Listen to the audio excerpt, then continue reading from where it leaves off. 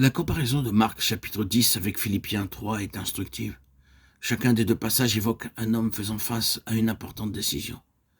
Ces deux hommes présentent de nombreuses similitudes. Ils étaient tous deux riches, des hommes bénéficiant d'une renommée sociale, intellectuelle, morale et religieuse au sein de leur société.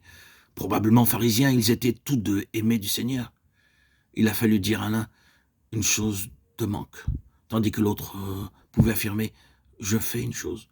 Le jeune homme riche se détournait du Seigneur, il le fit dans la tristesse. Néanmoins, il se détourna car il n'était pas prêt à se séparer de ses grandes possessions. Paul avait lui aussi de grandes possessions, en revanche. Celles-ci perdirent tout leur attrait à la lumière de la vision qu'il avait de Christ. Pour Paul, seul le grand prix céleste représentait l'alternative à tout gain terrestre. Il choisit avec joie ce grand prix céleste. On peut affirmer que la vision différente que Paul avait de Christ lui conférait un grand avantage. Il distinguait le Seigneur dans la pleine puissance de la résurrection. Tout comme le jeune homme riche, il avait vu Jésus de Nazareth. Cependant, Paul était capable d'apprécier quelque chose de la grandeur incommensurable de la puissance de Dieu dans la résurrection d'entre les morts de celui qui, méprisé et rejeté des hommes, avait été réduit à l'impuissance et au désespoir, à la croix et aux yeux de tous. Celui-ci, ressuscité d'entre les morts, est sorti du tombeau pour être exalté à la droite de la majesté céleste. C'était là la puissance de la résurrection qui décida Paul de poursuivre le prix de l'appel céleste. Tout devient possible dans la vie spirituelle. La puissance de résurrection ressuscitant Christ à sa place d'honneur est la même puissance qui œuvre en nous. Éphésiens 3:20.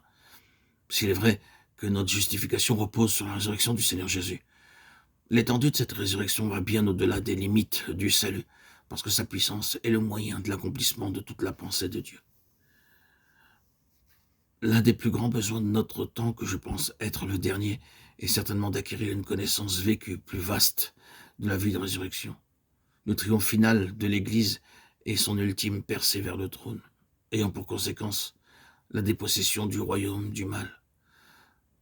Ne pourront être accomplis que par ce moyen-là. Cette vie qui a rencontré toutes les puissances maléfiques de l'univers a été révélée intouchable et incorruptible. Cette vie a été moralement et physiquement victorieuse de la mort.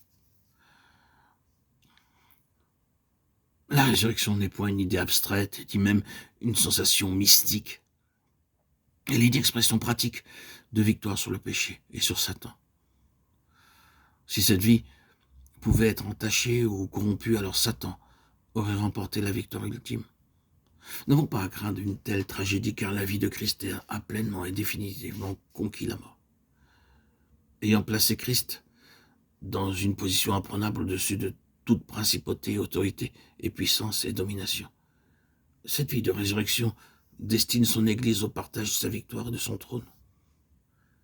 C'est pourquoi, dans sa recherche d'atteindre le prix, Paul mentionne premièrement son besoin de connaître la puissance de sa résurrection. Je crois que cette attitude de Paul met à l'épreuve notre propre connaissance de Christ. Je ne puis comprendre qu'un chrétien possédant une vraie connaissance de cette vie de résurrection de Christ qui nous habite préserve encore certaines choses qui fournissent des occasions de controverse avec le Seigneur. Ces choses devraient être totalement abandonnées au Seigneur.